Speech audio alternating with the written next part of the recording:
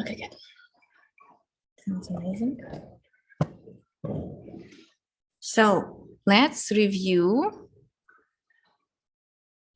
We kind of did lots of stuff last time. We did use substitution, integration by parts, partial fraction decomposition. We did not do trig substitutions. We did not do integrations with tables, numerical integration. We did or did not do improper integrals, I don't remember. Area between curves was part of the volumes, but we need to review that as well. Arc lengths, work problems, we did not do that yet. Sequence and series. Limit ratio test was in your quiz, power series, and so on. I would say the most important, which you should be good at, because I'm very open, it is going to be on a test again, is Taylor series.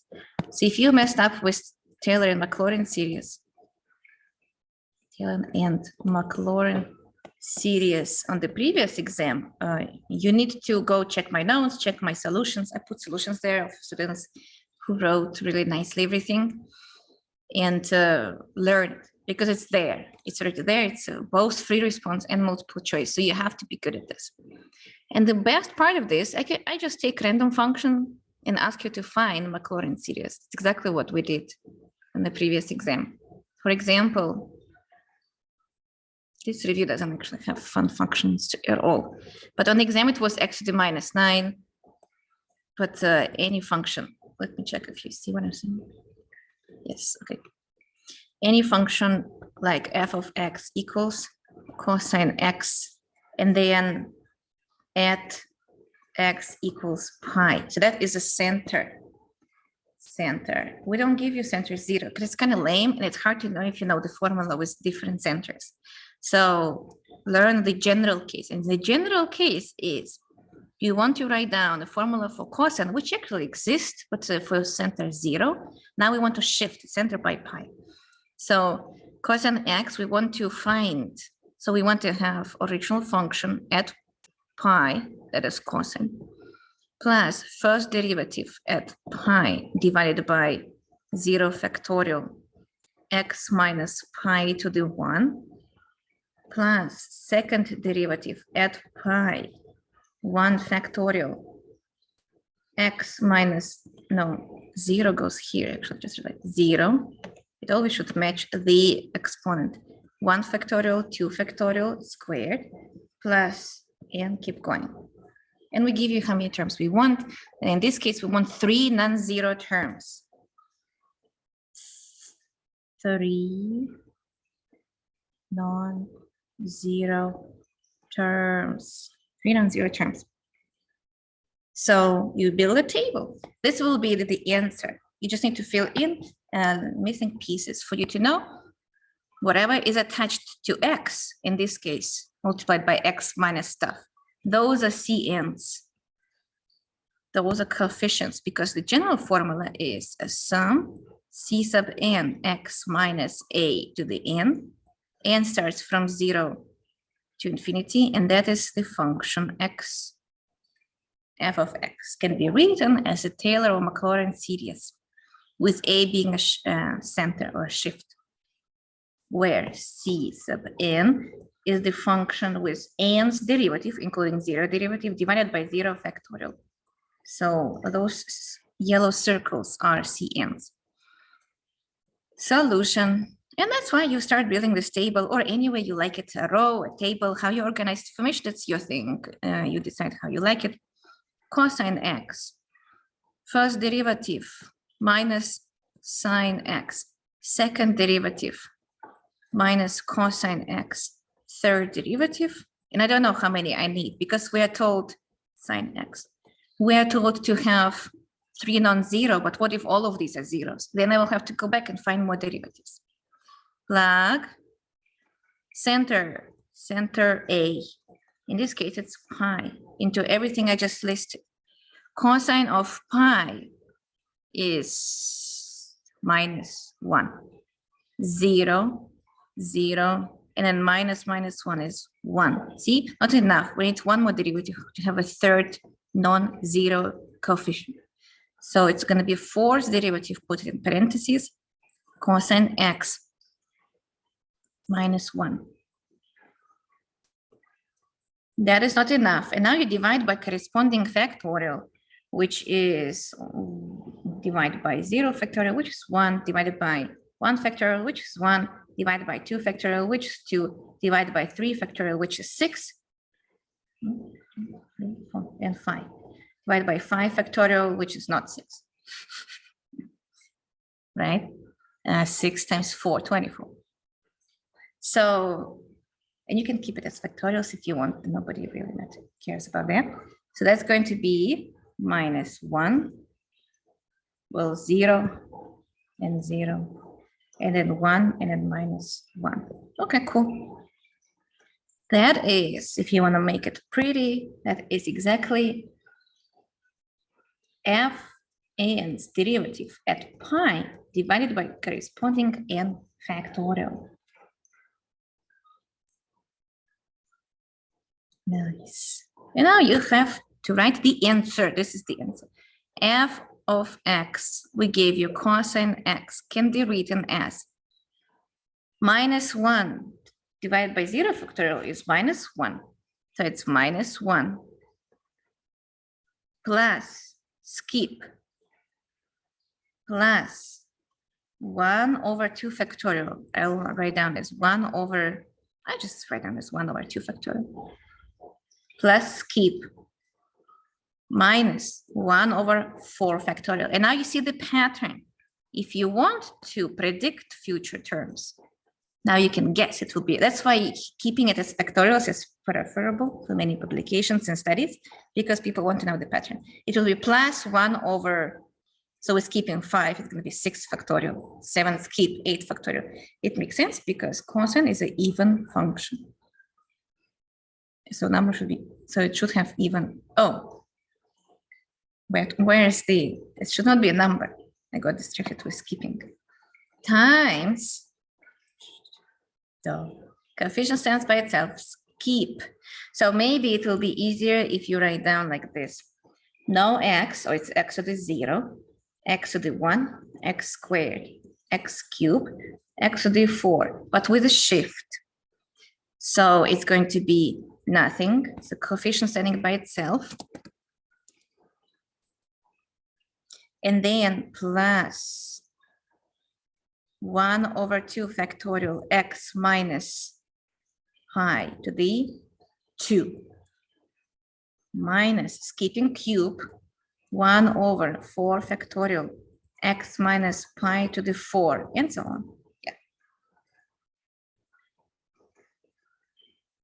And that's exactly what the table gives us. The table which we have give us this, but just centered to 0. So you need to be good at this. Again, I already made up a function there. Anything you can think of is there, because since you know how to take derivatives of everything, I can put everything there, including arcsine, and you differentiate and plug 7. So anything is just there. You do it, write it down. This is lots of points in the test. I can even tell you how many. Someone asked in the email how many questions there are on the test. So answering first thing I just said, this Taylor series thing is definitely part of the free response because it's lots of writing. That will cost you like 10 points. 10% of the exam is just whatever I just wrote right now. That's very good if you know it. Totally, they are 10 questions multiple choice and 4 free response. It's just basically bigger than before. That's very classical idea. 2 hours, but yeah. What do you think about this? Questions about this? This problem, some people like it, some not. But also write questions or unmute yourself. Anything is fine. Some people like it, some not, but how about this? What if we give you derivatives? Can you figure out the series? F at 0 is 2, f prime is minus 2, f prime prime is 2. Like what the heck does that mean? That means that the function, so they gave derivatives for you. So you can actually put it in the table without knowing, without having the first column and the second column. No, they gave you the second column. That is the idea. So you just proceed from there. You just keep the first step. That's technically speaking, it's easier, but somehow people confused and they freak out. So I don't know if students like it or not. So it's 2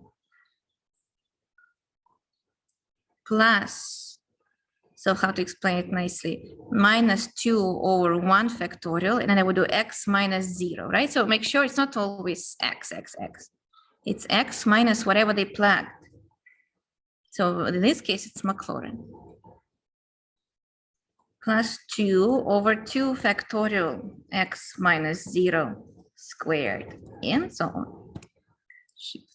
So that is one more example. If we give you given,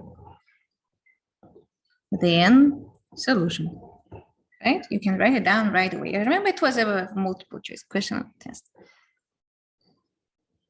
There's a question. 14 questions. 10 plus 4. Yep. 10 plus 4. And I think no ABC. Yeah, I don't like ABCs when I create exams. Like, better just name it fairly. It's question number 1, number 2. Why you have like one question and it's like A, B, C, D, E. So it's 4 questions, no ABCs. And 10 multiple choice.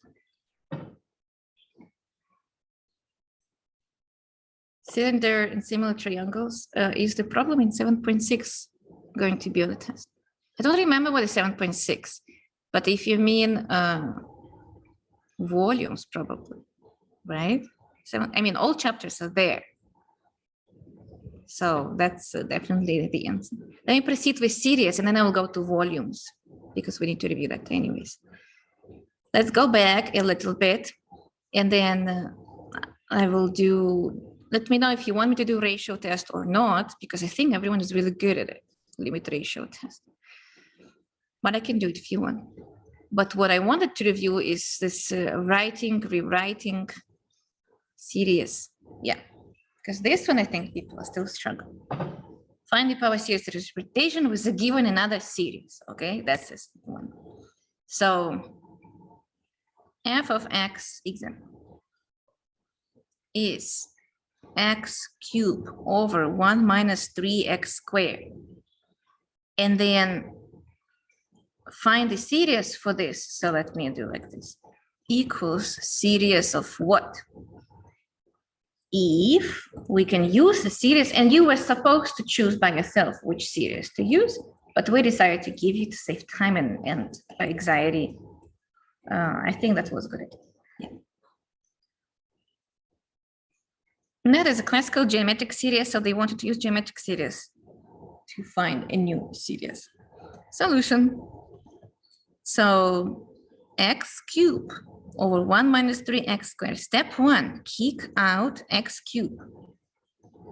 Write it down as 1 over 1 minus 3x squared, like so. Now this part at least start looking like 1 over 1 minus stuff. So it's 1 over 1 minus stuff gives you stuff, some stuff to the n. That's how you should see it, input to the n. So you already know that this will be the input. Oh, kind of that's it. That was a little bit too easy. I wanted to factor out something, that's fine. So this will be u then. And then in this case, I can see it as like so. This is u. So you see u is not only using u substitution. U just a common letter to be u substituted for stuff. 1 over 1 minus input is input to the n, and input is 3x squared. So it's going to be x cubed. And then it will be a sum. And then new input is 3x squared, but it was raised to the n. So you better don't forget to raise it to the n. And now insert or inject. Well, I like just making fun of this English word, but I mean distribute x cubed here because it's a sum after all. It's stuff plus stuff plus stuff plus stuff. So just distribute x cubed. And that's going to be x cubed multiplied by 3x squared to the n. And then you guys have struggles with algebra. So that's very interesting to observe that. And the higher level math in engineering you take, the worse people become with algebra, which is completely fine, but just upsetting that it may mess up the answer, you know, just from algebra point of view. So take a pencil and write down that it is 3 to the n x squared to the n. So it's times n. That's how you should see. Now it's going to be x 3. X has now 2 powers, 3 and 2n. So it's going to be 3 plus 2n times 3 to the n. And that is the answer. If we ask you instead, if you don't see the answer there and you only see terms, that means we want you to know how to write down terms out of this. That takes you to the question, to the chapter 8.2, when we taught you how to work with sum notations in general. So n is 0, x 3 times nothing. Okay, x cubed, right? Plus n is 1, x 3 plus 1 is 5 times 3, plus n is 2, x 2 times 2, 4 plus 3, 7 times 3 squared, plus blah, blah, blah. And now look for this in your multiple choice question. Done. So ask, this is good. So this or that, we can ask you to find either or both. So you need to be good at both. Ask me, what do you think?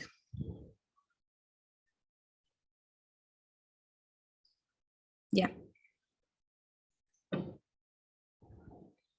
No questions? Okay, that's good. Optimistic. Now let's see. And other things like factoring and blah, blah, blah. We can use different types of formulas for you, asking you to create a new series, not only geometric series, of course. Do you remember the factoring one? Do I need to review that? Let's do one. This when you have to like actually struggle with algebra.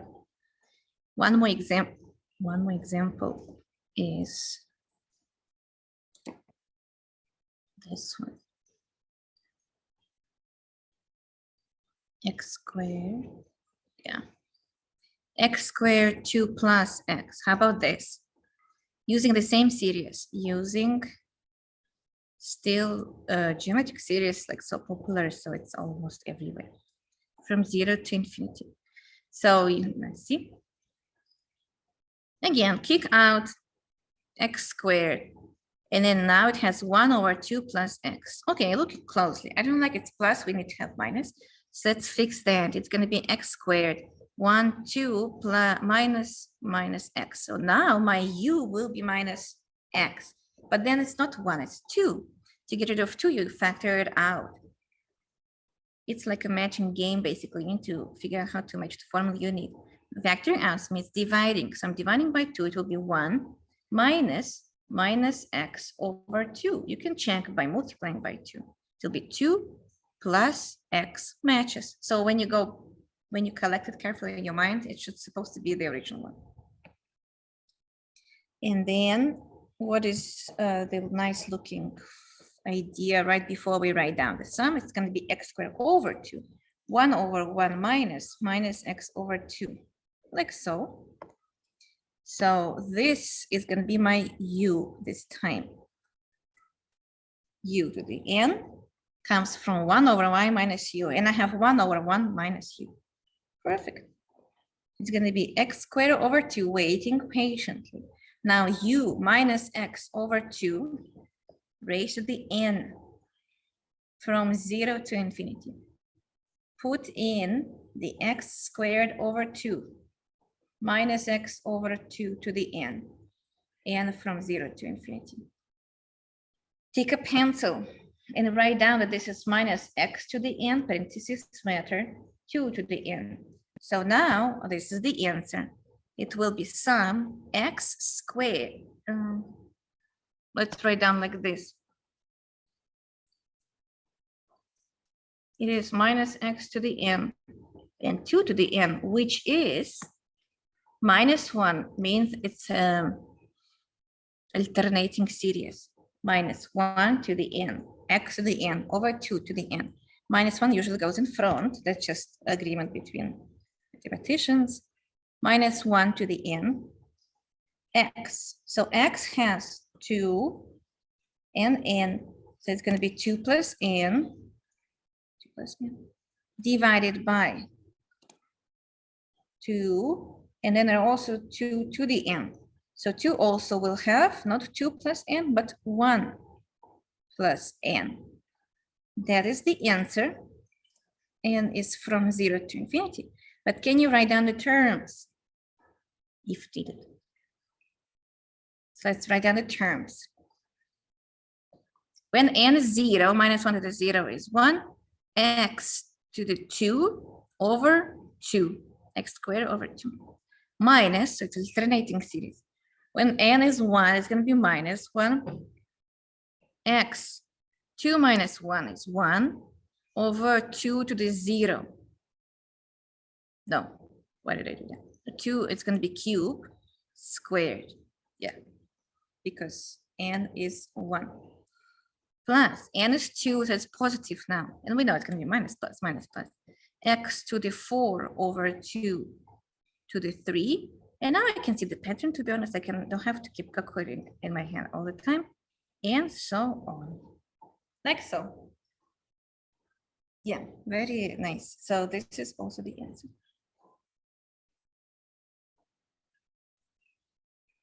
What do you think about this? Can you do this in a test? This is like already lots of points in a test.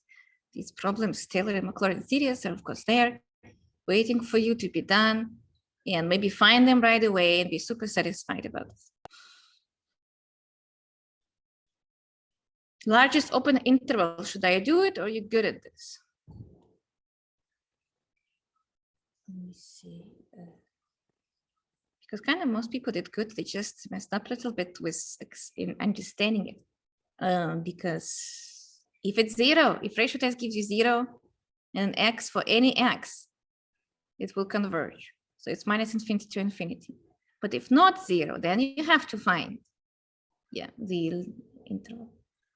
Okay, let's just do it. Good for me. People say it's good. Okay, I will do it at the end, I guess, and then we can always do it again. So sequences you can skip because they are in the series anyways. That is fine. Going back to lots of stuff. So what else I wanted to review? Preparation. Yeah, let's go back to tank problems. That was like my least favorite one. Tank problems. Final exam. That's wrong.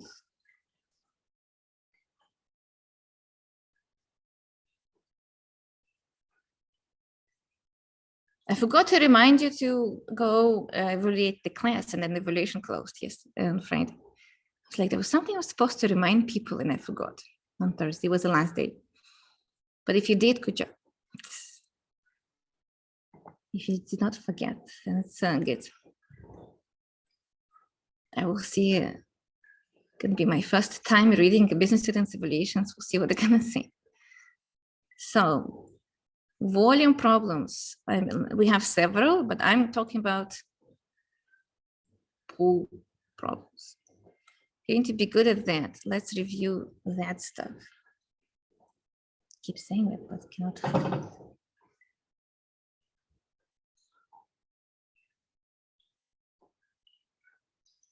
Yeah. Okay, let's do this one, and you can help me if you want. So I'm just looking at this one. You can go to the exam 2. I think it was exam 2, and take it out of there too. Work problems. All of them, as you can see, are about those things. So in think questions, I don't usually put similar triangles. I don't usually put complicated things. Just classical one with cylindrical tank or circular tank, something like that. So whatever you know how to deal with. Inverted circle cone, hemisphere tank, cylindrical tank. The last one looks good, I think. Yeah. Do you know how to do the last one? Go find if you did it in your notes or not. So you can help me and I'll ask. It's just nice to have some collaboration from students. So that's going to be 7.6 work problems. For the exam review, I would just call them tank problems. Like, what is your problem? Tank is my problem. Pools and tanks, water tanks, like so.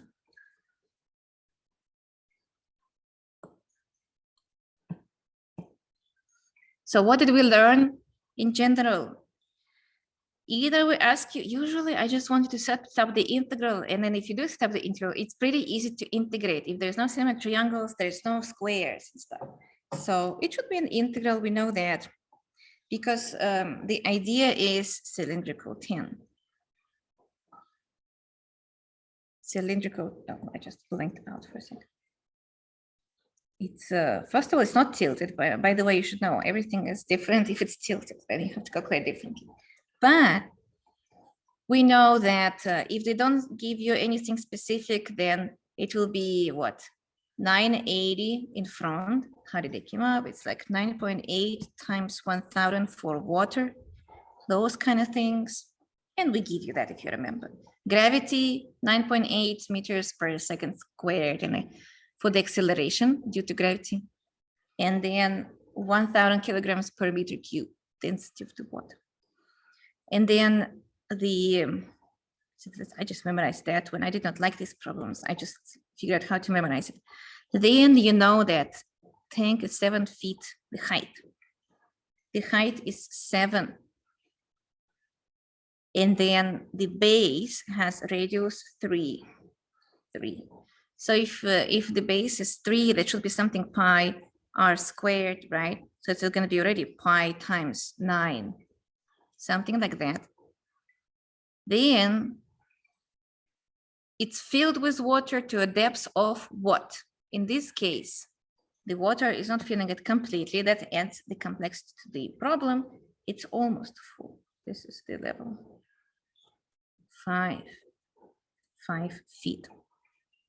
Oh, the density of the water is different here. Okay, fine. Density of the water is actually 62.5. Sure, why not? I wonder why, like what's different? Maybe it's salt. So it's going to be 9.8, 62.5. That is the constant. I like to kick it outside anyways. And now who wants to give me the idea, the integral? The most complicated is to find the limits of integration and the shift. Who wants to give me that? And why there's a shift? Oh, and also we need to know if there's a fountain. So that would be for required to pump all the water out of the tank if the tank has 1 foot fountain. This thing, people asked me last time on a test on the exam too. Some people ask, what does it mean from English point of view? So that's a fountain. Yeah, it's a decent question actually. So if you're stuck from English point of view, always ask. I always help with that. So it goes up by 1 foot, like so. That means we're trying to lift all of those infinitely many, that's what's called infinitesimal pieces of water up. You're lifting it up. Now, fighting the gravity, density gives you some heaviness. That's what the this gives you, like how heavy the object, whatever you're lifting is. And then how high do you lift it? From 0 level, and then up to what? Seems like up to 8, but then it was not on the floor all the time. So like, which one is which? Which one gives you what? Integral is limit from 0 to 5. Let's see. From 0 to 5.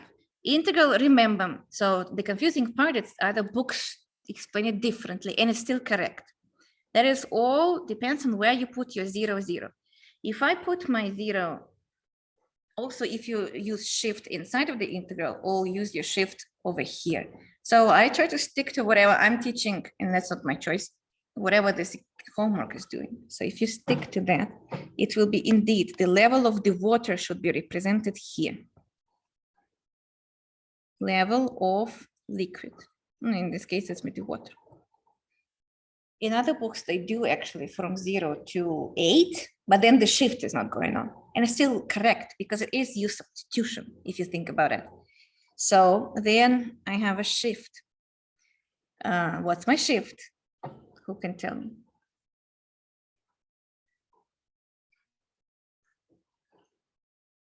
Okay, let me think about the 9.8 thing. Just like 8 minus y. That is because at every moment you're lifting the water thing. That is your y. So it will be how high your y will go. Your y is running from 0 to 5 and higher than that. 8 minus y. 8 because y will be, y represents how far each level of water will travel. So travel. Yeah, to the 8th limit, which then is supposed to match this. The fountain is 1. Like so.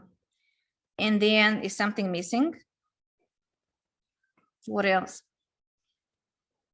Is it, that's it, dy or not?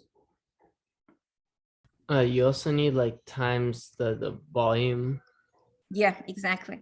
And the volume comes from the shape. So what is the shape of this circle? piece? You have to make like, it's like there's gonna be like a dy at the end, which is like the vertical component of that little like pi that you've cut out. And then the circular component of that is the pi r squared, which you have right above it. 3 squared. Yeah, exactly. Good job. It's exactly what he just said. The dy is the thickness of this little component. And I have infinitely many of them. Now you know how we build integrals. That is very important knowledge to take with you from Calculus 2 class. The circumference and blah, blah, blah. The area gives you pi 3 squared, pi r squared, and the thickness dy, which converts to dy. And then there was a question. So actually, that's a good question. Do we need to multiply or not? By the, if we have density, do we still need to multiply by gravitational or not? I think we still do, because usual density of the water is 1000 and we still multiply by 9.8. If we're giving the weight, then we don't multiply, I think. But if we're not giving the weight, then we still multiply. Are we gonna have that question about the cone on the test? Yeah, wait, let me finish this one. Sorry. So what do you people think? Do we need to multiply by 9.8 or we don't? Like this. I think we still do. Anyway, on the test, I will not make it confusing. I will give you both. I already did. I am looking at the text right now. It says 9.8 and 1000. So you know there will be no confusion. I think we still multiply.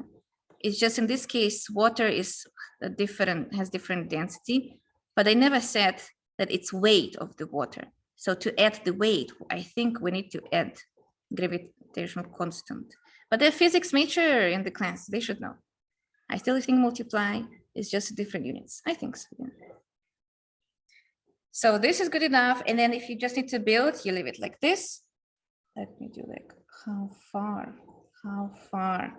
the water is traveling. Is the water travels. And then you asked about the cone. Questions about the cone.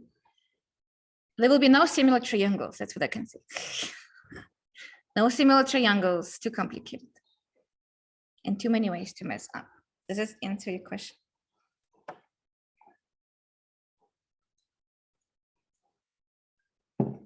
What would be the units by then? 9 meters per second. So 9.8 is always in, let me tell you, I have it in front of me. 9.8 is meters second squared. Meters second squared. While the density is in kilograms per meter cubed. Yes. Well, that's at least what I see in the book right now.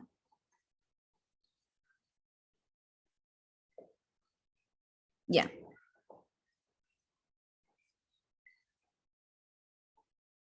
Okay, did I answer the question about the cone? I cannot tell you which shape they're going to be on the test, but I can tell you I don't like similar triangles. So that's going to be good answer, I think. Okay, then keep moving. That's all you need to know for the whole chapter 7.6. That is good. Just practice these. It can be what? This shape with pi r squared, or this shape, which is like my fish tank, right? But the idea is the same. So where did this come from? People who miss the whole topic, they might be confused in many places here. The shift from 0 to 5, that's the size. So that's where the water was originally.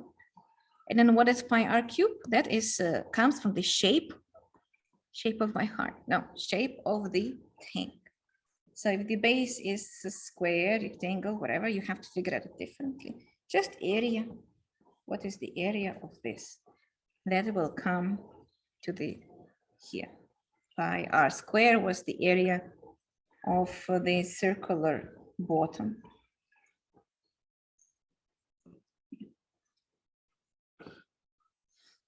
What would be the shift if we pumped water out from the center of the tank? From 7 center will be 3.5. So it will be from 0 to 5. Oh, the shift if we pumped water out of center. You indicate the level of the water here, then shift is still the same. Still 8. The pumping doesn't, in these types of, the way they set up the integral this way, the water starts from 0 no matter what, and then comes to the fountain or to the end or whatever it is. That's how the shift is built. But then the level of the original water comes inside of the integral here. Yeah. So if it is full, then it would be from 0 to 7, for example. If there's no fountain, this will be 7 minus 1, and so on. So there's lots of different ways. That's why you should go like so. If it is full and there's no fountain, then it will be like so. And the sprouts is at 3.5, and we're pumping out of the side. Okay, you're joking. I take it seriously. This one is for you to think. That's a good actually question for the honor project. We do stuff like that. People who like those topics, they do it for honor project. But that's why you should take it and just come here and answer all the questions. What happens when it's full? What happens when it's only 4 meters full and has no spout, which is the fountain? What happens is this, la la la, and this, la la. So if you can answer all those 4 questions, you're safe. Yeah.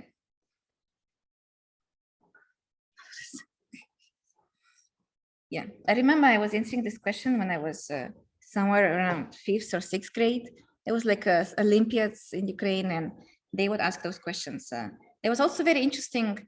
There was a cowboy, which is, again, we don't have cowboys in Ukraine, but there was a cowboy, American cowboy, shooting in the barrel of water for fun. And the water would have like this amount of water, say 10 meters too much, so 2 meters water. And then we know that the first shot he got was 1 meter, and the second shot was 0.5, and the other one was, say, like 2.9. And I had to calculate in like 1.5 minutes, because it was like hundreds of questions on the Olympiad, how fast the water will go out with every single shot. And then the time between shots was also recorded. So that was hard. I clearly remember it. And these problems were hard, so I still remember them, even though I was like in 5th, 6th grade. These are like types of problem they put in the Olympiad games for kids. Yeah. It's interesting. Okay, the cylindrical tanks, we did that. Let's do this washer shell method, even though we start. Kind of did it last time though, but we can always do more, right? So, especially there is a shift or no shift, those things are important. So let's do. In general, while I'm looking for a good problem, what do you think is the hardest topic or topics? I should post this on the forum for you on the test. What do you think is the hardest? Area between graphs. And disk, washer, shell method. So we started with area between curves, and then it kind of all ended up to be rotating. So what is the hardest problems, do you think? The test. Close this. So, in ArcLex, we actually should do that. Area between graphs, you remember, top minus bottom, right minus left. Then this is subtopic of this quotient and shell. For example, let's do shell this time. We did not do shell this time. Find the volume of solid obtained by rotating the region, blah, blah, blah, example. And it's going to be y equals 7 squared of x, y equals 0, x equals 1, around x equals minus 3. And I will tell you to use shells or to use washers, so you don't have to be struggling. Well, I don't tell you washers, we do disk/washer. But then if it's shells, I will tell you shells. So this one, for example, I don't know which method to use. Let's do the 2D sketch and then see how it looks like. I can expect you to know that this y equals 7 squared of x looks like so. Y equals 0 is the low level here, which is just x-axis. Then there's a cut, x equals 1. That makes a good area. And now we know that this is top minus the bottom or right minus left. Actually, both will work. So that's why it's also nice to have both cases. Around x equals minus 3. So we're going to the left. X minus 3. Kind of far actually over here. Okay, then now everything should be shifted to the left. It's not convenient at all. And this is the axis of rotation, like so. Axis of rotation. Moving, nice. And then don't draw the 2D picture just in case, because if you remember, if you choose to use shell method, people make mistakes when they use 3D picture for shell method. So let's think about it. It's rotating about something that is parallel y-axis, right? So it makes sense to use dy case in this case. But if you want to use dy case, I have to solve for x, which is not a big deal. It's kind of annoying and stuff. So shell method allows you to reverse the order. And let's say I just told you to use shells also. Then you don't have a choice. But with shell method, even though we're going to have y-axis rotation or parallel to y-axis, we're going to have dx case and everything is written for dx. So it's kind of more convenient this way anyways. Step 1, I'm choosing shell method. And that's going to be dx case. Then I don't have to draw the 3D picture. 2D picture will tell me everything. Step 2, I need to find points of intersection, but that's the convenience of it. I don't need to find them. They're given. It's from 0 to 1. And I remember that people were doing from -3 to stuff. So that's why I don't do 3D picture. So 2D picture for shell method gives you points of intersection, while for the washer and disk, 3D picture gives you points of intersection. And that's why we don't even have to find this point, the height, because we chose the x case. That's very nice. Finally, build the integral. Step 3. Integral is from 0 to 1, but you need to remember the formula. So maybe let's write down the formula. From A to B. So it was pi r square minus pi r square for a washer, and it completely switches to 2 pi r. 2 pi r, which is usually x if there's no shift, right? Times the height of, say, x dx or y dy. Something like that. So it's going to be 2 pi x. Height will be the area between graphs. And since we chose the x case, it's going to be top minus the bottom. So it's going to be 7 squared of x. Yeah, minus 7 squared of minus 0. I wanted to check something. Did I make a mistake or not? I'm kind of just realizing radius is shifted here. Yeah, that's what I'm thinking. How about radius? So 2 pi r has a shift in this case. Because it was all on the left on my picture, I completely ditched it. Radius will have a shift if it's not an axis situation. So shifted. I would even usually write down here not to forget because I forgot shift. X will have a shift. So which one it is? X minus 3 or minus 3 minus X. Which one do you think it is? So the radius of the object, if you want to see, like so, like so. Now when we don't have to look for limits of integration, now we know. So it's going to be, how do you know, like how to explain the shift? I usually do it this way because people keep messing up this part. So claim 3 plus X. So it is X minus 3, basically. What do you need to do to put it back to 0? You add 3 units. Kind of that's how usually I explain it. So if it's on the left, if the shift is happening on the left, and it is on the left because it is negative X is minus 3, then you take X, which is over here and over here, this is the radius. And then it's all different. And then you do X minus blah, blah, blah, this number, which we are rotating around. Or sometimes people told me, I see it this way, what I need to do to move it back to 0. I will add 3 to fix the situation. So that's also the idea, kind of interesting. Which way, how do you see it? It's nice to have different explanations. So what do you think about that? That is shell with a shift.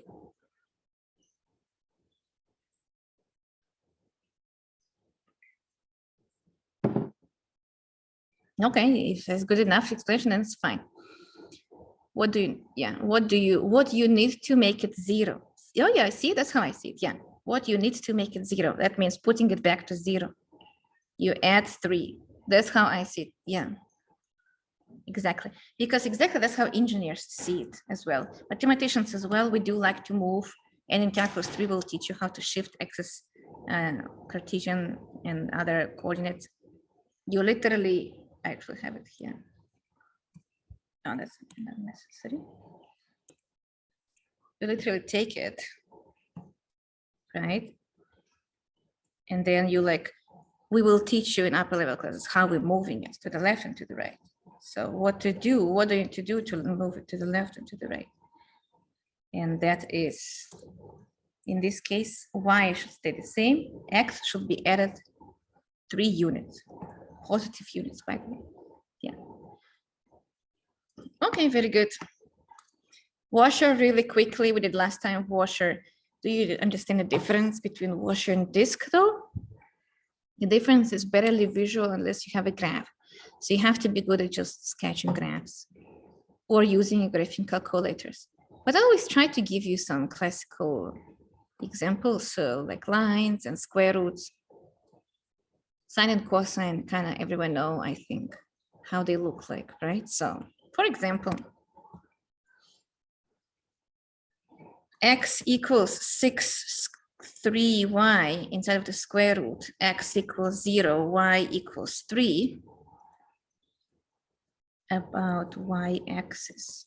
Okay, about y-axis, it's probably dy case, unless you use shell method. And sometimes you can do both. Looks like so. So what is x equals 6 squared, blah, blah, blah? I don't know. But you can solve for y to figure it out. It's going to be y equals x squared over 108. Oh, it's a parabola. It's a parabola divided by a constant. So it's just either very slow, which is like wide, or very narrow, which is fast. Then x equals 0, that is a fancy way to say y-axis, and y equals 3 makes a cut. And then do we need both? Let's not do both. Let's just do positive. And x is positive. So let's only have this piece. Like so. That gives me the area. Now everything now depends on how do we gonna revolve. If we're gonna revolve about some line over here, that definitely will have gaps and blah, blah, blah. If we revolve about some line over here, also will have gaps. So everything with a shift has gaps, but about y-axis is the only case actually when it's not gonna have any gaps. Here it is, we're revolving. So it becomes a vase, and like very nice looking vase. Okay, good. Since there's no gaps, I will use washer, or again, you can try to do shell if you want. Let's see if we want to do shell. If it's y-axis, I would like to dy, and everything is solved for dy. So it's kind of better to do this way. Besides, we already know where y is running. Y is running from 0 to 3. So that also gives us all the information. If you do this case, there's nothing to calculate. If you do the x case, you have to solve for y and blah, blah, blah. So if you want to do shell method, you will have to solve for y. That's why actually the easiest one will be to do disk method. This is disk method. And it's going to be dy because it's parallel to y. Why is disks? Because it's a filled in object, which we call solid. Hollow versus solid. Integral from 0 to, it's going to be height to 3. Yeah, here it is from 0 to 3. We know it because the vertical cut was 3. And then it's going to be pi r squared. And then no minus pi r squared because it's disk. So pi r squared dy in this case. So r depends on y, right? If you want to be detailed with your notes, this depends on y. But r is the difference. R is the area between curves. So it's from 0 to 3 pi, and r is the area between curves. Let's figure out. It's going to be from top to bottom? No, because it's dy case. We're going from right to left. So remember that is important. So right minus left. Area on the right is x equals 6 square root of 3y. Well, you always go bigger minus smaller. And the one on the right is bigger and the one on the top is smaller. No, the one on the right and the one on the top is bigger, and then the one on the left and at the bottom is small.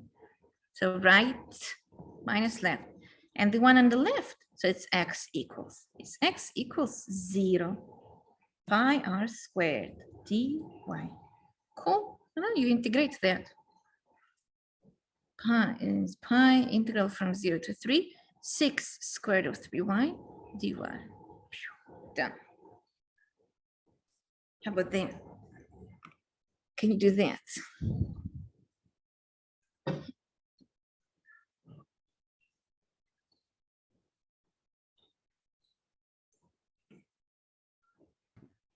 Is the inside of the integral supposed to be squared in the last answer?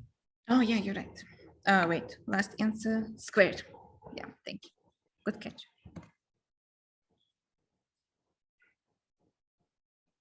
Good catch. Let me make some. Now, what else? Let's move on. So we did share, we did disk washers, pi r squared minus pi r squared. Do you need help with that? Because last time we did it actually in class. Pi r squared minus pi r squared. You do the same thing, but like bigger radius minus smaller radius, or the solid minus empty. That's how you do it. If you want, I can do it. I don't mind. I can do everything you want to do. Until my voice is gone, I can do it. And the shift, I can see one with a shift actually. Fine, let's do one with a shift. I kind of find something to show you. How about this one? It is y equals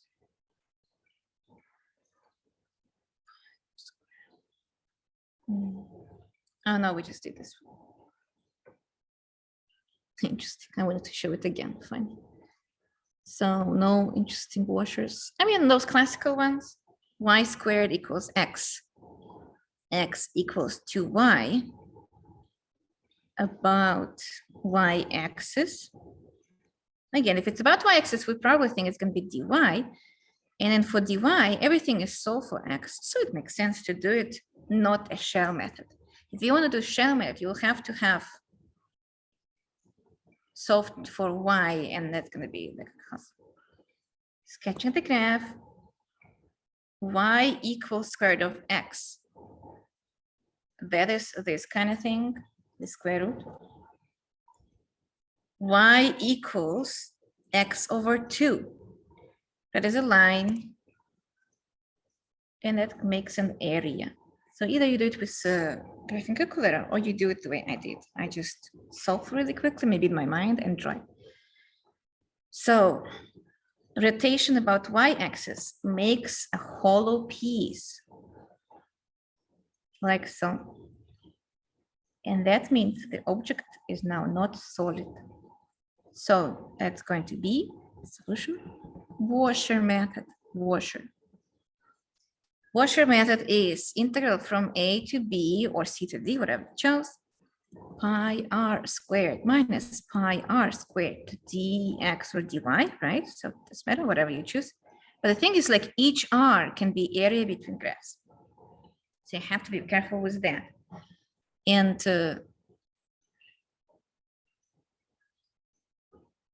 let's do it. We chose dy case. So let's put dy here and code from c to d to be consistent. We need to know c is 0 and d we have to find. So step 1, what is my d? Oh, also, yeah, washer, it's fine. What is my d? Then I need to solve the system x equals y squared and x equals 2y. Y squared equals 2y. Y squared minus 2y equals to 0. Don't divide by y, you don't do that. Minus y factor out. And now you have two solutions, 0 and 2. And that's what we expected, 0 and 2. It looks correct from the picture. That's what I mean by expected. It should make sense from the picture. So height is 2. Now you have pi r squared minus pi r squared dy. Let's see. The first you imagine that it's all was full of liquid, for example, and now it's solid. That is the biggest radius. What function represents the biggest radius? I'm looking at center and shooting the laser and hit the very end. You either to the left or to the right, but better to the right. Whatever is at the very end, that is the outside piece, outside part. That is representing a capital R. But that is y equals, well, we don't want to use y equals blah, blah. It is x equals 2y. X equals 2y. So it's going to be my capital R. But also not that easy, okay? Let me explain that. You take your center of rotation, that is y-axis in this case, shoot this laser, you find capital R, but it's still going to be area between curves, right minus left. It's just we're lucky that the left one is called y equals 0. No, x equals 0. So we are shooting from x equals 2y minus 2, x equals 0, like so. That's what I was trying to explain. So let me write it down carefully. It's still area between graphs. X equals 2y minus x equals 0, pi r squared. Make sense? That is your capital R. Yeah, that's how it's better to explain. And the smaller has the same logic, but now you see and acknowledge there's an empty part there. The empty part, let's put it in yellow. Take the center, you can put any other place, doesn't matter. And then shoot it and stop at the inside part, That represents the small radius, the radius of the empty object. And still is area between graphs. y equals square root of x, but we don't need that. We need the original way. It's x equals y squared minus x equals 0. X squared, come on. X equals y squared minus x equals 0. Pi squared minus pi r squared dy. Simplify, integrate. From 0 to 2, pi, let's write it down as 4y squared minus pi. I could be factored out, as you understand. I would do that, by the way. I actually used to teach it as pi was factored out, but then I realized I think it's easier to remember formula as pi r squared because we know it's the formula of the area of the circle. So pi r squared 4y squared minus pi r squared y to the 4 dy. Integrate each. Done. Let the numbers here. This was a good one. Ask what do you think about this? Wait, was y supposed to be square rooted or squared? Let me check. So if you do square root, you use the x case. Yeah. Okay. So maybe I'm confusing these people. This helps me to draw the picture, but then I never use it after all. Okay. Yeah, because I don't know how to draw y equals x squared, to be honest. They all say you have to tilt your head and it helps, but somehow I never figure out how to do it. So I just rewrite it in my own mind. But if you use graphical calculator, you don't have to do it at all. Yeah. Okay. I think I was just confused because up top we have y squared equals x, and then in one we have x equals y squared. Yeah, this is. Oh, okay. I think I see what's coming. It's, yeah, I can not name it like this. Equation number 1 and equation number 2. Mhm. So parabola, which we thought was parabola, end up to be a square root actually. So 1 is this part, and line end up to be this part. Yeah. Now you don't have to write it down there, and it will not confuse. Okay. Mhm. Thank you. Yeah, this is a better idea actually, to just call them by numbers. Good questions. Oops, another question. Are they going to be included whether? Yeah, I already put it on the test. I said use method of disk and washers, use method of shells. So you will know how to do it. And then what else? So we did this area between graphs. We did that. Let's do arc lengths stuff. Shouldn't y be plus minus square root of x? Yeah, that's a good point. So that is why you have to do it this way. That's why it's a conversion to another system of seeing a function. But the comment is correct, you're right. When you put a square root, of course you need to include both in this case. So it's gonna be plus and minus. I just did one, and then when it was revolving, it matched with another one. So I was satisfied with that, yeah. Good point. Smart. So now, do you remember how many formulas of arc lengths we learned? You kind of need to know all of them. Basically, there's 3. Okay, you should help me to review them all, and we're gonna do examples. But you need to know all 3. I remember a couple of years ago, arc lengths, on the final exam, I chose to do the table, and I like write all arc lengths formulas here. It's kind of interesting to grade to see like how many people remember, but there are many. So in this class we learned, and we're gonna learn more in 3D and stuff. So we first learned something with the huge square root, do you remember? But what was the idea behind? Let me do this way. If the function is given, go ahead, see it's overheating. If the function is given as f of x equals y, what did I say? What? Y equals f of x. Y equals f of x. Boom. So just like that.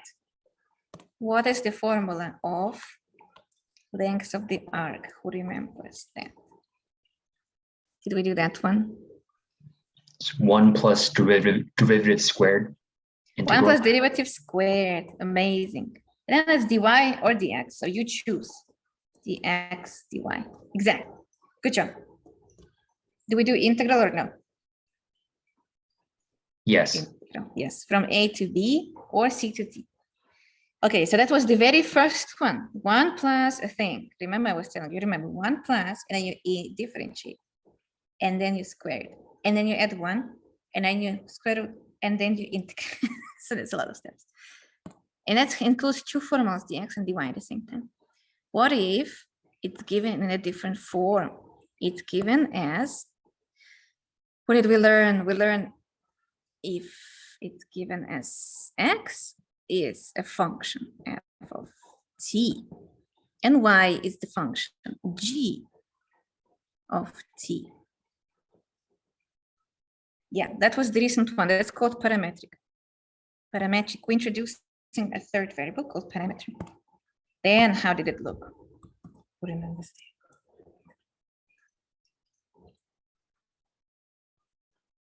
that? That one was like kind of briefly introduced.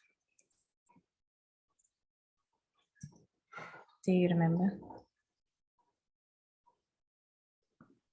Is it dy over dt? Dy, exactly. You still do the same thing. It's still derivatives squared plus derivative squared, right? But now it's dy or dt. Do we do squared or we don't do squared?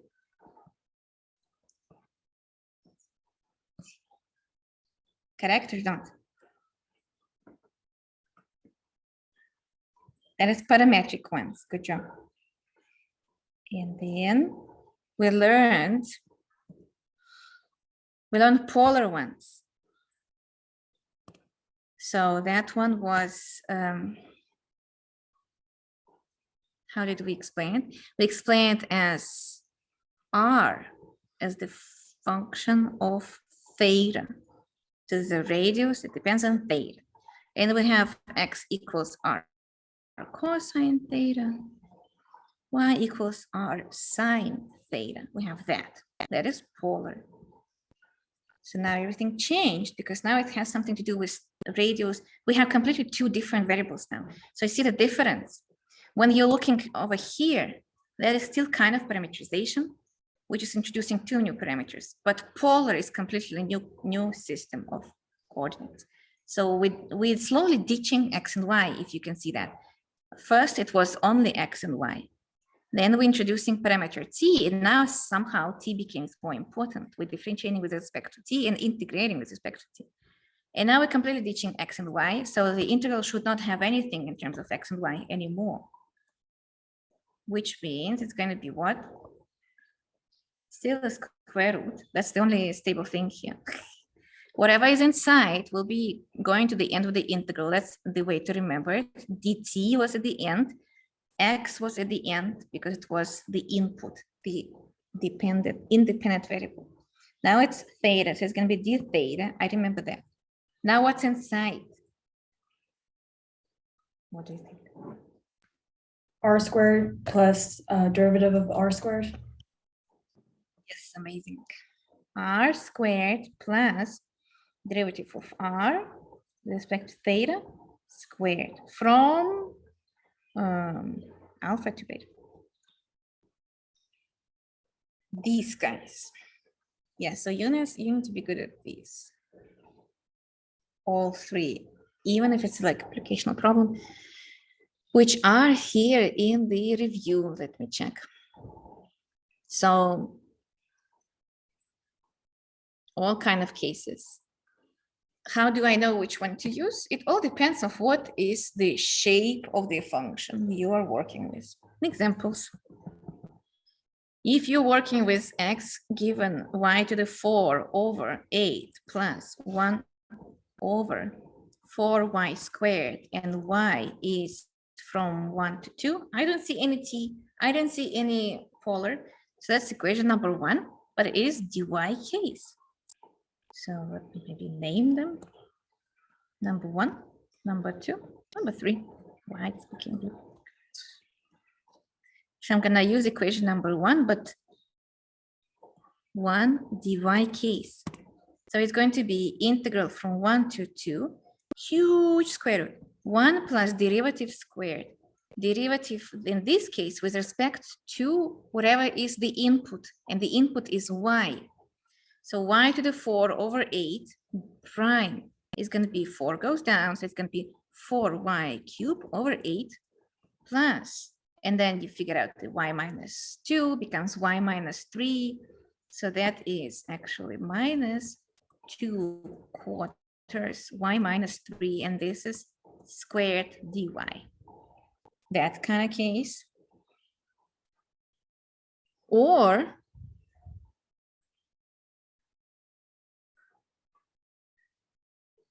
let me do it this way. If you see it's given in parametric forms, example 1, example 2. If x is given as 3t plus 5 and y is given as 4 natural log of t, well, then you use the formula with parametric form, formula for parametrics. That is going to be L equals integral from, and then either you should find it, which usually we don't ask you to find the limits of integration. We usually tell you. So t is a parameter that runs from, let's say, -5 to -3. Actually, it cannot be because it's negative. Logarithm doesn't like negative numbers. It's going to be from 10 to 150. Why not? Something weird. Integral from 10 to 150.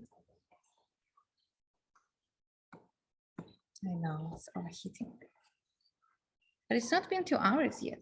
It usually overheats in 2 hours. That's fine. And then you differentiate each x with respect to t and y. Start with y. Do you know why? Because derivative in general starts with y, so it's easy to remember this way. But doesn't matter, order here doesn't matter. Derivative for 4 ln t will be 4 over t squared plus derivative of 3t plus 5 will be 3 squared dt. Done. Amazing. L equals. And finally, the third example is r equals theta squared, and theta is from 0 to pi. How about that? Well, that one is the last topic, so you can clearly see that. That is the formula number 3. L equals integral from 0 to pi, a huge square root. First, you just square your r. That's going to be theta squared, so it's to the 4. Plus, differentiate your r, which is theta. It's going to be 2 theta. And then squared d theta. Pretty cool. Kind of that's all. So don't forget, it's a 2 square and square.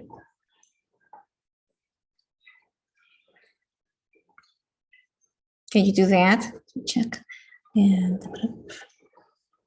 yeah, so it is definitely, I mean, those are new formulas. So it's not wrong to say that I put them on a test, because we just learned them and we never tested them. So it's going to be this formula and area will be on the test. Let's review the area. The area. What kind of area? I'm talking about polar, since we just like gently went back to the polar equations. Polar equations. X equals r cos. This is all you need to know about polar equation. Check this out. Let's summarize. Do you know you need to learn how to create nice cheat sheets, even though we don't allow them to use? We don't allow you to use cheat sheets on the test. You should have good practice how to create a good cheat sheet. Cheat sheet summarizes what we learned. This is what we learned. We also learned that x squared plus y squared equals r squared. And we also learned that tangent of theta is y over x. Those are basic things we learned. And then we added 2 or 3 more formulas. We just mentioned L, arc lengths, integral from alpha to beta, r squared plus r prime. I would write down the r d theta squared d theta. And area. Area is 1/2 that comes from the segment, formula of the segment, r squared theta d theta. These are 2 new formulas we learned last chapter 9.4 was about this. And there was also some derivative formula. Yeah. So let me tell you, you can check my practice exam. That one is really good, explaining what you will have to do to find the area. The area, like someone already posted in the forum, the hardest part of the area formula is to find these two, alpha and beta. To find alpha and beta, you need to plug 0 sometimes to see where the shape starts. Even though sometimes, even though the picture, can you like do it black? No. Yes. Even though sometimes the picture looks like so, you might not know, does it actually starts from 0 or the angle, I mean, does the angle actually 0 or not? To find out that, you need to see when R is 0. When R is 0. If R is 0 at 0, yes, it starts from 0. If R is 0, not at 0, then it doesn't start from 0. For example, I'm talking about this one.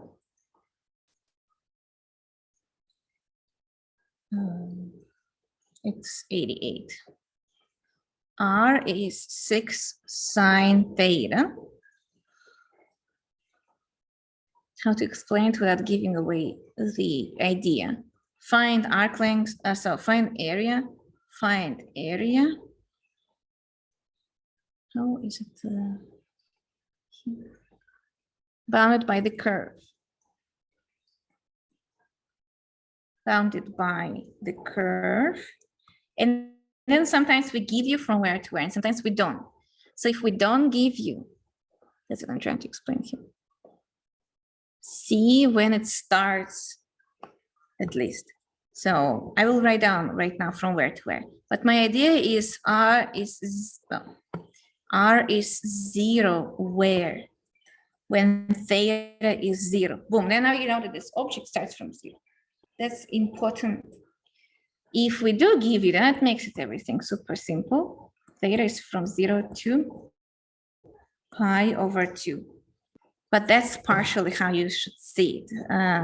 It starts at 0 because 0 radius is 0. So this is where the drawing started. If it's flower, then we started from the center.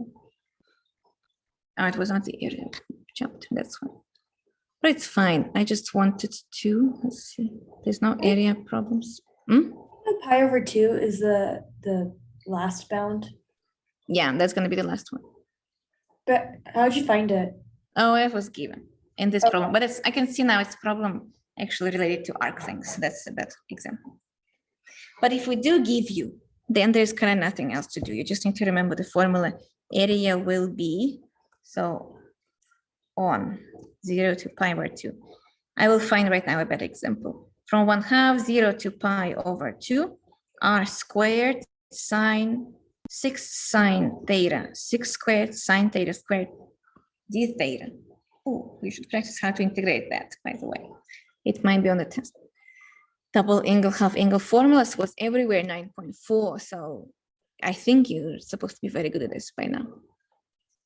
But then what were the good examples? Let me open the thing. The good examples for the area was at the very end of 9.4. Here it is, polar equations. Find the exact lengths. Yeah, this one. Set up the integral that represents the area enclosed by one of the pellets of the curve. R equals 4. Or this one, the intersection one. Let's do that. So this is 92, 91, 92, these kind of problems. So for 92, they say there's a curve, R equals 7, and R equals 7 minus 7 sine theta.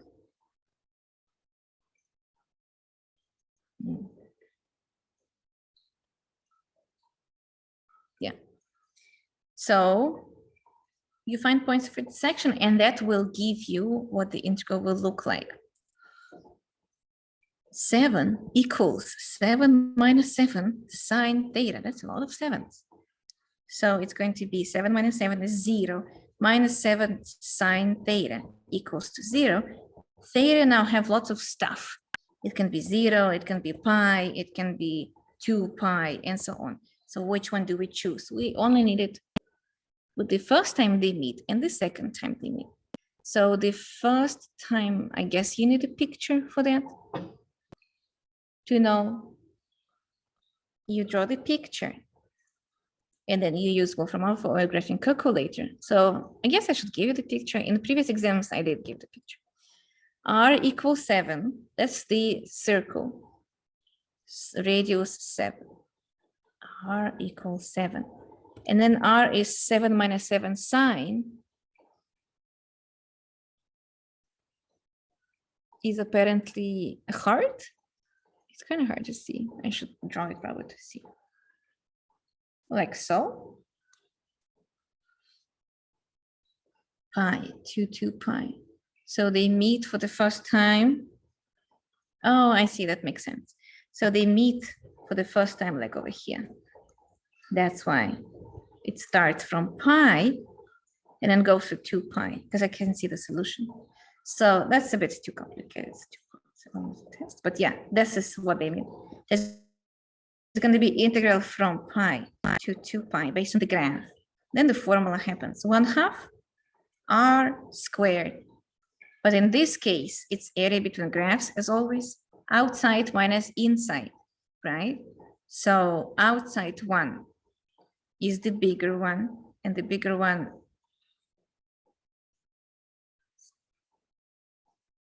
is 7 minus 7 sine theta. That's going to be r squared. Squared minus 7 squared d theta, that is small r squared. To see that, oh, the circle is shifted. I don't think the circle is shifted. I think the graph in my solution is wrong. We should just probably use the graphing tool and check it there, but I kind of don't want to. The main idea also, it's a bit complicated, it's overthinking this. I think the pellets are more straightforward examples. So I kind of like them more, which is 91. This was 92, which is set up the integral that represents the area enclosed by one of the petal. No, not pellet, petal. Just what is pellet then? Pellets, isn't pellets? And never mind. R equals 4 cosine 3 theta, like so. This one is definitely easy to explain because when R is 0, that is the question. 4 cosine 3 theta equals to 0. That will reveal every time the flower hits the 0 point. And it has, since this is the odd number, you don't need to know that. But we do explain it. Odd number inside means it has exactly 3 pellets. Well, it should be symmetrical, not like infinity sign. Like so, like so, like so. Yeah, like a propeller in the plane. So what angle every time takes the radius back to 0? Well, you solve for this. We know when cosine is 0, 3 theta is 0 at pi over 2 times n, pi over 2, and then one more, pi over 2 plus pi over 2, and so on and so on. So divide by it, it's going to be pi over 6 times n. And we just need the first 2. We can actually choose any pellet to figure out, but the first 2 is the most convenient one. But the first one will be this, if you see it from the graph, it's from minus to plus. So choosing from minus 6 to pi, from minus pi over 6 to pi over 6 is the best choice. Don't choose the empty one. That is not going to be correct. So you need to be smart about this. So if you choose pi over 6 and the next one, you will accidentally choose the empty piece. That is not correct. So it goes from the graph. I guess some people ask how to know it. You need to draw the graph to know it. Without the graph, you will mess up.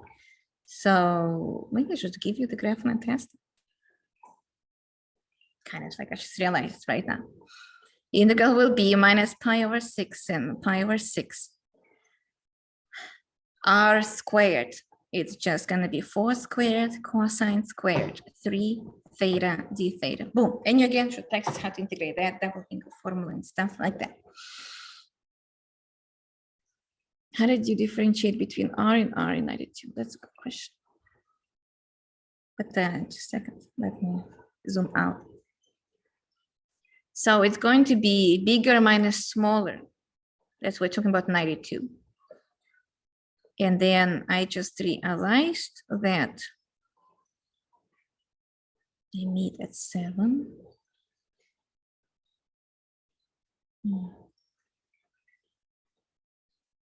Outside minus inside. You need to draw the picture. I just realized that, like, yeah, this is a good way to explain it. You always do fill in minus stuff.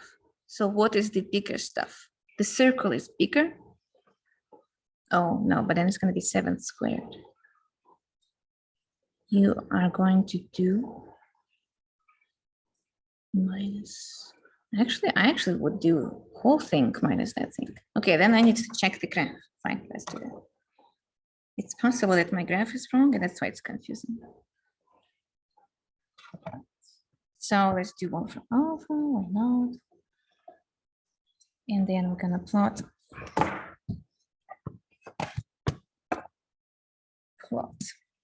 So it is R equals 7 and R equals 7 minus 7, what, cosine? Sine theta, go.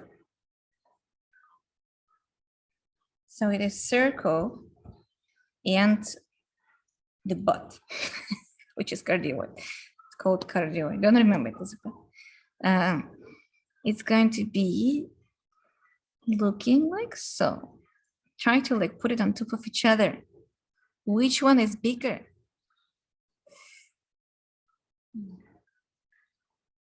Kind of hard to tell. I still think the circle is bigger. Oh, but the circle is going higher. Well, yeah, that's what my circle is doing. Okay, let me try to figure out. The circle.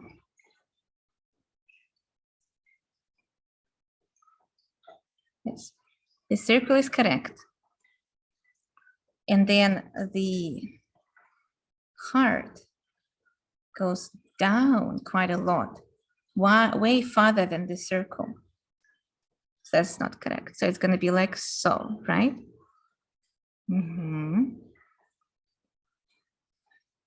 So heart is outside. That's how it's supposed to be explained. Yeah. Heart is outside. That's why we used heart first. Minus circle. Outside. I think that's how it's supposed to be explained. Because heart goes outside first. It's, after all, it's a radius, right? So radius follows the heart, which sounds funny, like so. And then it starts following minus, it follows the circle. Yeah.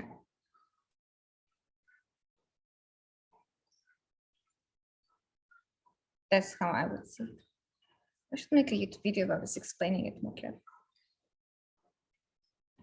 What do you guys think about that? Pi r squared minus pi r squared. Well, it's not pi in this case.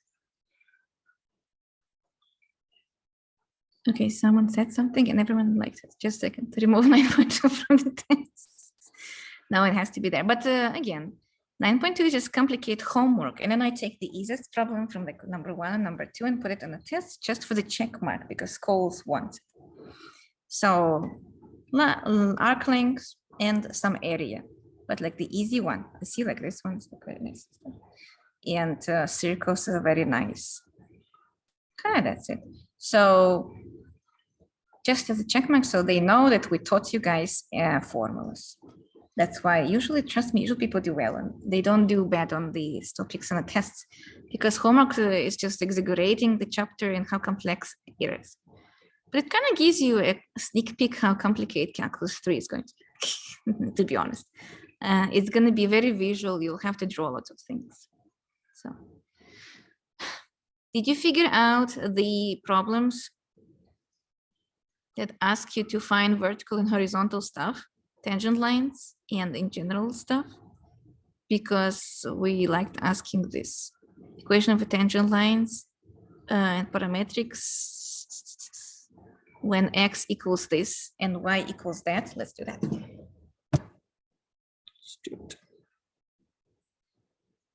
So this is something I did not review last time. So it's 9.2 parametrics, right?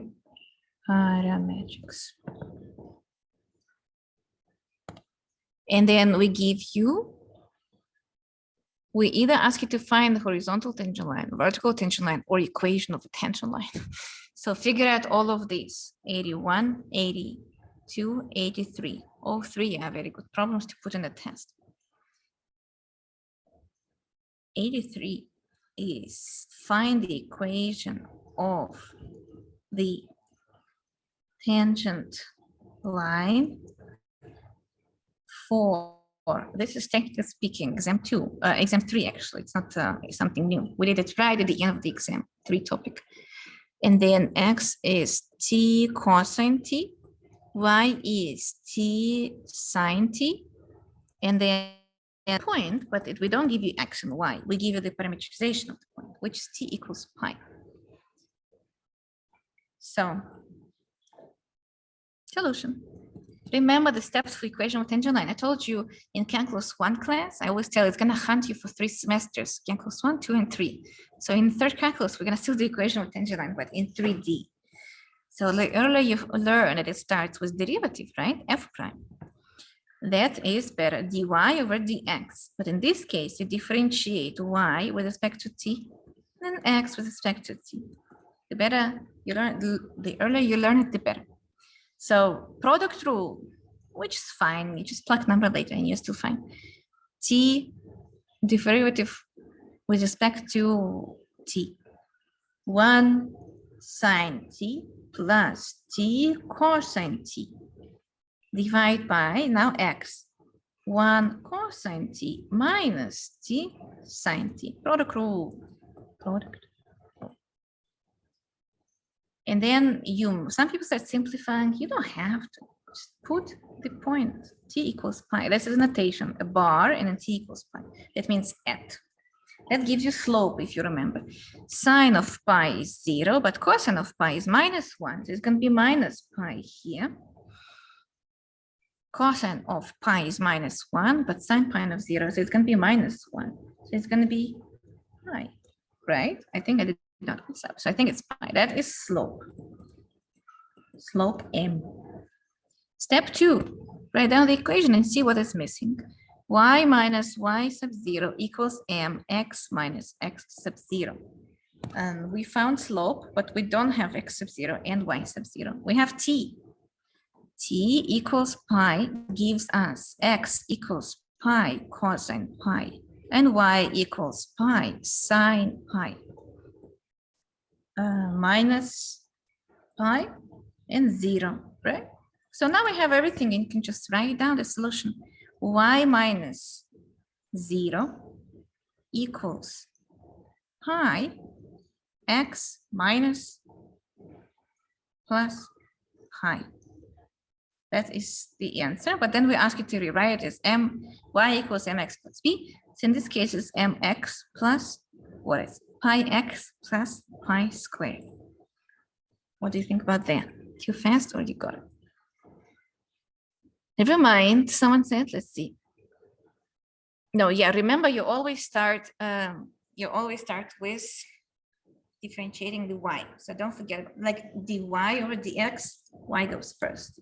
It'll be very upsetting mistakes if you make it. They'll have to take points if you make this mistake. Start with the second one. Always do the second one first. Yeah.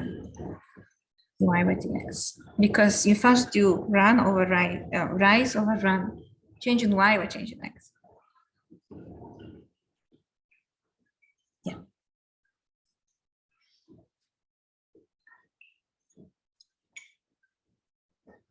like so. Then also review how to figure out when the derivative is horizontal or vertical.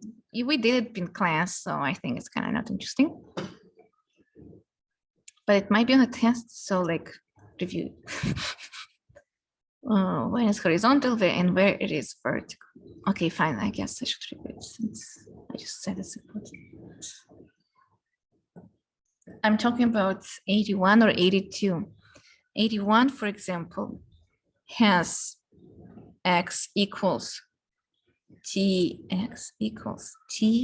cubed minus t, y equals t cubed plus 4t,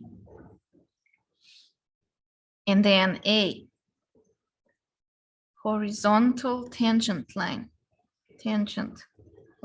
right? And then vertical.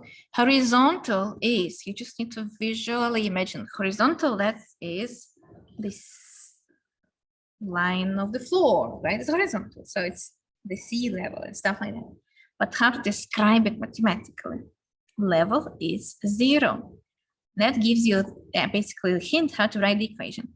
Y is not y is if y is 0, even I guess like it's not correct. It might not be like 0 level. It might be level 5 or 6. So y is a constant a. Okay, that's a good one. What does it mean to have a constant a? It means dy over the whatever variable, dt, d theta, dm is 0. Derivative of y is 0. That's what I mean. So since it's the floor, it doesn't, this slope of the floor is not changing. Derivative is 0. And the other one should not be 0. So then the x over t should not be 0 because it is moving left and right, left and right. Okay, that means you find dy over dt and set it equal to 0. 3t squared plus 4 equals to 0. Solve it. Te gives you plus or minus square root of 1/3 apparently. 1/3? Yes, that is the answer, unless they want you to do x comma y. Then it's not the final answer. Find x equals and y equals. That is because we want to make sure you understand the connection. Plug t back into x and y. That gives you x is minus 2 over 3 square root of 2, square root of 3. And this one is 4/3 plus 1 over 3 square root of 5. That is from solutions. I didn't check it.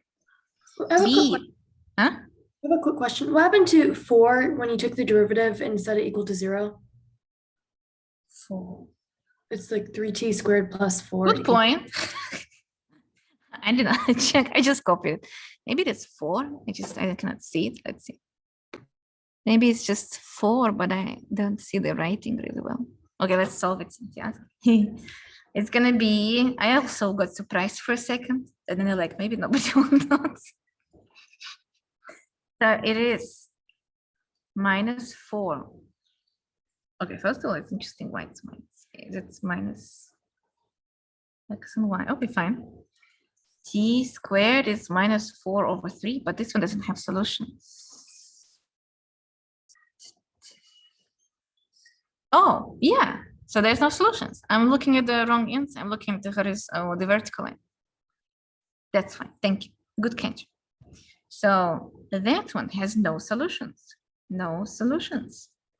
And if there's no solutions, that means what? There is no horizontal tangent line. So no horizontal tangent line.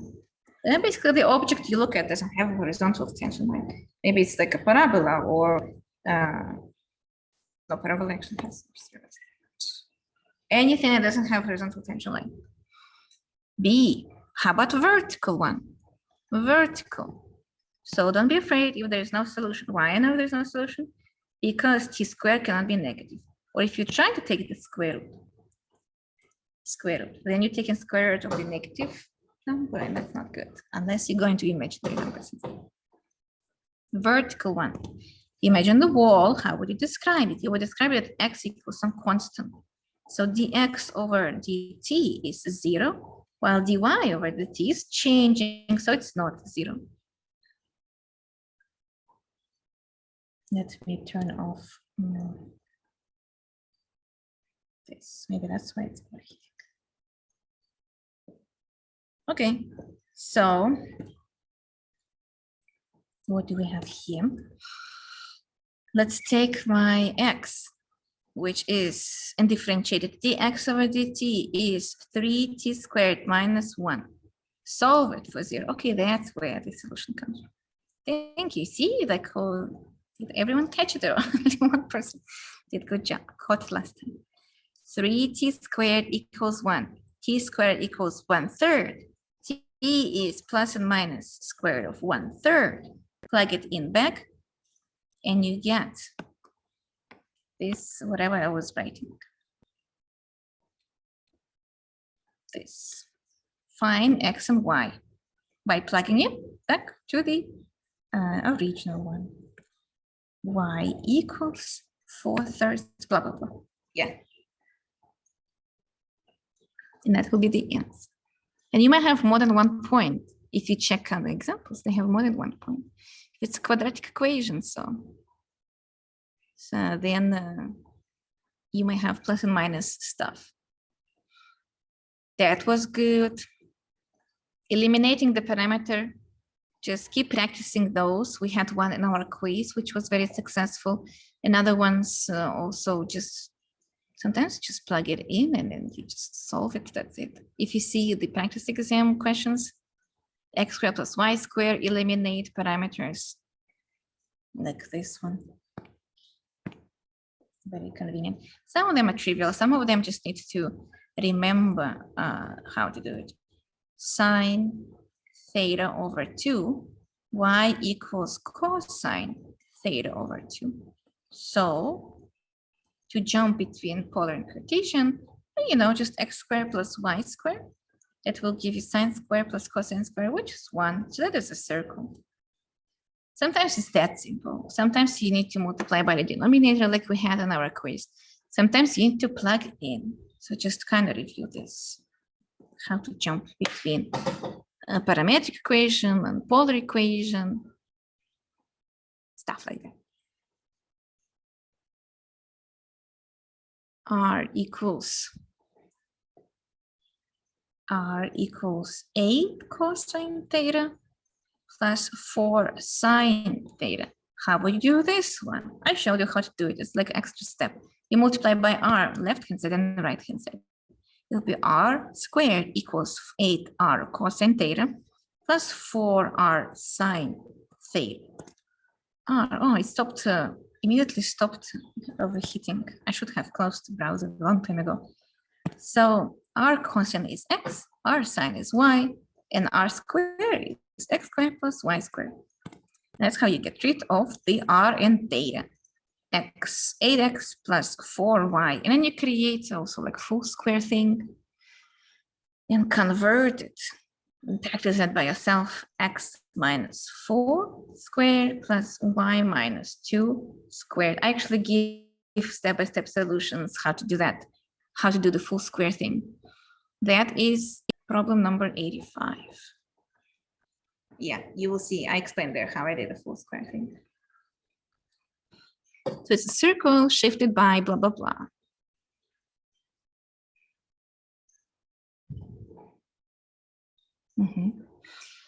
Let me check the chat. Okay. Now, what else we did not review? We reviewed lots of things. So you practice integration by partial substitution by yourself, because we did it already, and it's just lots of practice, kind of good enough. Do you remember improper integrals? We did not do that yet. We did not do integration with tables. Let's go there. Let's go back a little bit. Taylor, we did.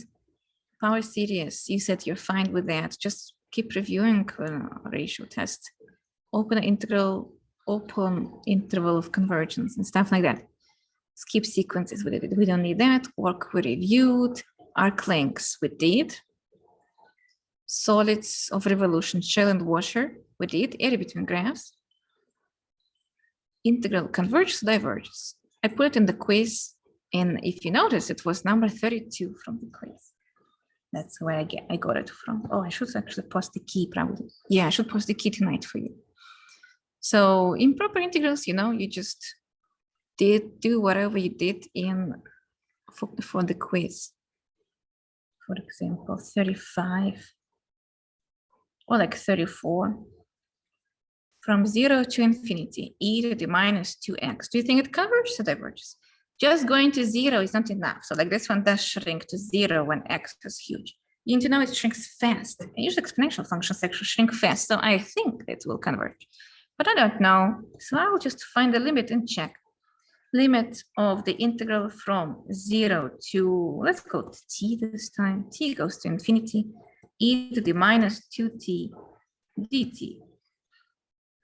Actually, no, x dx. T is not variable here, it's a number. That's why I like calling it b, because b sounds like more a number than t. T usually is a variable.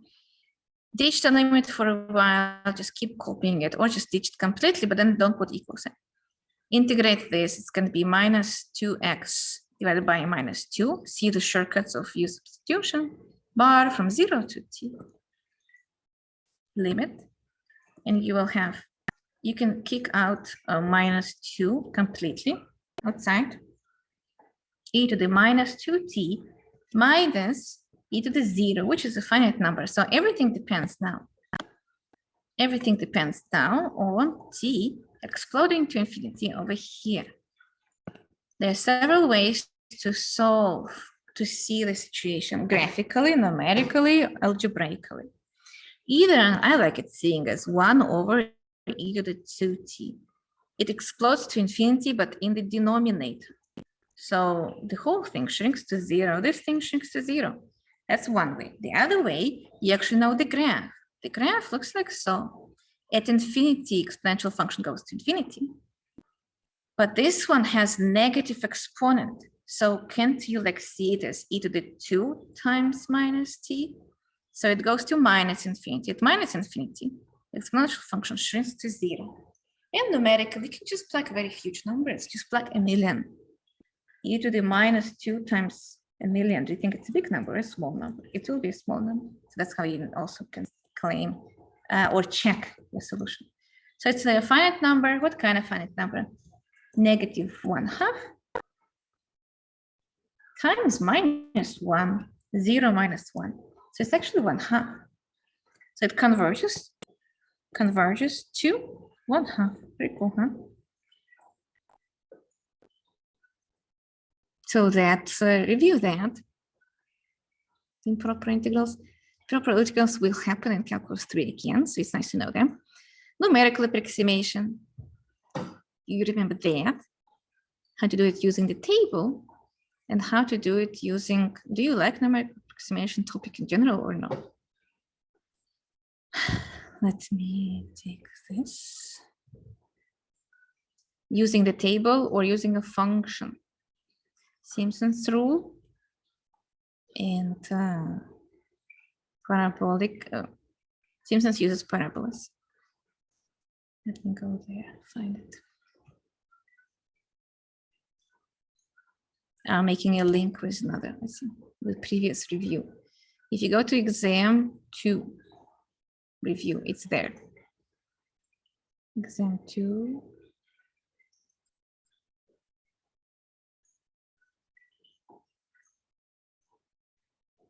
Where is my solution for the exam 2 review?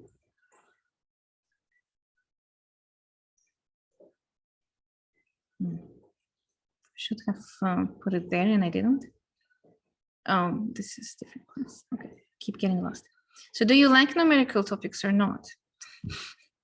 And post your idea behind. Here it is, I found it. Exam 2, my solution keys. It's kind of like, okay, just like extra formulas to remember. That's the annoying part of it. But then if you do, then if there's a table, it's very nice to answer. I think I gave you a table on exam 2 last time. So let's see. sequences before that, before this. Oh, it was at the end of exam 1, I think. Numerical integration. Yeah, that's correct. Because I was mentioning if you do substitution, then it did not work. You do integration by parts, did not work. Then you do partial fraction decomposition. Then we learned numerical math. No, then we learned trigonometric stuff using arcsine, and arcsecant and arctangent to plug in. Then what if nothing works? Then it's the last chapter, methods of integration. Then you do numerical integration. Yeah, now I remember. Okay, good. Numerical. That was exam 1, actually. The very end, last topic of the exam 1. So we had midpoint rule, which is kind of annoying. I don't use it. Trapezoidal rule using trapezoids, and Simpson's rule using parabolas. Simpson's rules. So it's nice when you have a table, then it's just visually nice to explain what is going on. For example, there's a very typical example that the speed of the car was recorded at time 0, and then your recording device has some kind of time limit, like even photographing camera has how many number of clicks you can do per second, per millisecond. So every half second was recorded, as you can see, 1.5, 2, 2.5, and 3, and there's nothing else. And then the answer was velocity. 0, 2.1, 5.3. So it was increasing, speed was increasing, and still increasing. I was hoping it would decrease, but fine. And it's still increasing, 8.5.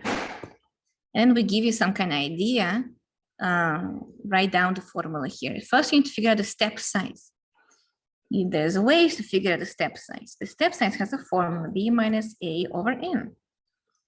So you take your 3, you take your 0, and divide by how many intervals you have.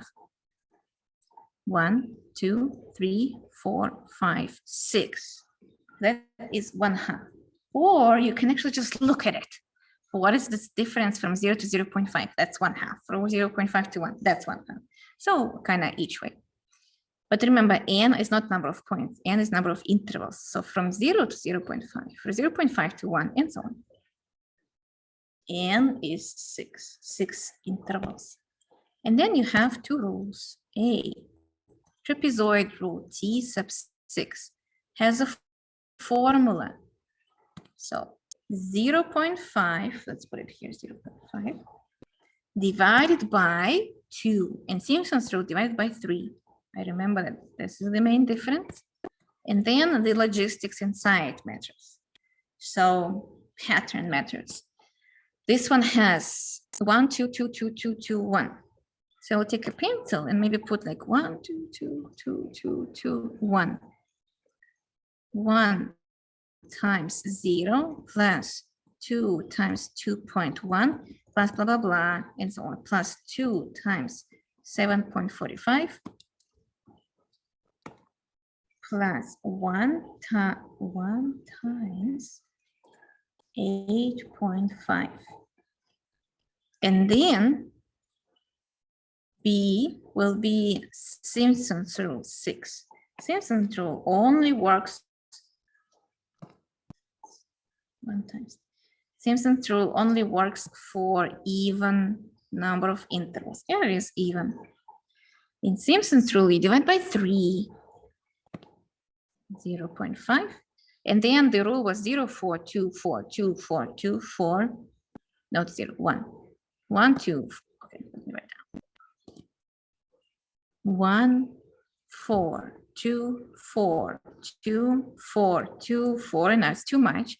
So I need to go back. That's how usually I do it. I just fix it. 1 at the end, and 4 should be before it. So that's correct. 1, 4, 1, 4, and then 2, 4, 2, 4, 2, 4. Keep switching. And I just write down those things. So 1 times, 4 times, 2 times, blah, blah, blah, 4 times, 1 times. Yeah. Like so. What do you think about that? Those are nice, yes. So that's what you need to remember. Same with the integrals. Like there's an integral example. If we don't give you a table, we just give you cosine x squared dx, then we tell you how many subintervals with 4 intervals. Then you know n is 4. Delta x in this case will be b minus a over 4, which is 1 minus 0 over 4, which is 1/4. And then you plug this situation is still the same. You just plug those things into the function because we're basically looking area below the graph here. So it will be, for example, let's do Simpson's rule. That is number 32 in exam 1 review. It's going to be 1 over 4, right? That's quarter, times 3. And then it will be 1. So it's going to be cosine. Oh, now you don't have the numbers in front of you. So you need to like make a sketch. Starts from 0, ends at 1, and the step size is 1/4. My time is dying. So the step size is 1/4. It's going to be 0.25. That's 1/4, but we have only 4 of them, so that's not too much. 4, 1, 2, 3, 4, 0.5, 0.75, and 1. 0.25. So you can start plugging 0 times 1 plus 4 times cosine of 0.25 plus 2 times cosine of 0.5 plus 4 times cosine of 0.75 plus 1 of cosine of 1. And say nobody actually asked you to calculate this, but like, can you choose it from multiple choice? And gives you approximately, for you to know, 0.905. And that's what Wolfram Alpha does. If you ask you to find this integral and there's no way to integrate it, for example, your substitution is not going to work here and stuff. They actually do this. They do Simpson's rule or Taylor approximation. Depends on the code. It was good. Exactly 2 hours. I think it's good enough. We only did not cover integration using tables, which is the same thing as integration. Other integration, you just use your use substitution smart way. And we did not cover trig substitutions, so just review it by yourself. Trig substitutions are all in exam 1. I have very good step-by-step explanation. Sine cube, cosine squared. Do you remember that? And so on. Let me check here. Let me check. Yeah, we did use substitution on Friday. On Thursday, integration by parts we also did. So review that. Very good. I think that was good. What do you think? Up to you. Any questions? What do you think is the hardest part? I think it was good. Yeah. What about the square? What? Square inside of cosine. Oh yeah, good job. See? Okay, what's the mistake? Square, square, square, square, square. See, what's the mistake? It's very nice to have people who always catch mistakes. Good job. Questions? Let me show you something concrete. Oh, I just turn off. Yeah, I did just turn off. Let me show you something cool. And then while I'm showing you, think of questions. Just to like brag about something. Wait. Check this out. Look at this. Okay, wait. It's a cup with a Totoro. And then also on the lead. And the lead, which is also vacuum lead. So it makes my T, keeps my T warm. Is that not cute? How many questions don't exist? It's like, your total is not important. How many? Okay, there are 10 multiple choice and 4 free response questions. So 14 total. But look at this total. Come on. You see? And he's like sitting, look at this, on the lead. Okay, finally someone appreciate it. Thank you. Okay, people, good job for coming. I will, this recording will be created in a couple of hours and then I'll post it so you can rewatch and I can post all the notes too. Are there going to be any questions like number 20 on exam 1 review? Can you tell me what it is? It's 1 over x squared times the square root of x squared plus 25. Oh, I can see it. I will not ask you to use a triangle, but you should review at least like remember we had it in exam 1. I told you with triangles too complicated, but we ask you which substitution to use. So if I ask you which substitution are we using, can you put tangent? So that's what my point is. Okay. Yeah, if you check the exam 1, this is exactly what we did. There's too much time to use whole triangle here. Thank you. That's a good question, yeah. You always should imagine like the time-consuming questions. Yeah. I'm teaching calculus 3, but online, B section. And then I teach calculus 2 again live. Okay, people, I have only a few charge left. So let's close it if there's no question. But you always can email and stuff, but better post it in the, there will be no formulas. Get a formula table. Or we will get a formula table. No, there's no formula tables in this exam. We either expect you to know everything or, let me check. Or it's just kind of not needed. I only might give you double angle formula, like exam 3 you had. Remember I gave you, but that's it. Everything else you have to memorize. Area, lengths. I know it's very hard, but you can do it. I remember I was memorizing lots of formulas for my other exams like physics and stuff, and I just got crazy right before the exam. I would memorize them and then forget them 5 minutes after the exam. So just try your hardest to do it for the test purposes, memorizing those formulas. Good job, people. Post questions in the forum because I keep checking it and study hard. I will see you on Tuesday, 7 p.m. Have a good night. Thank you. Good job for coming.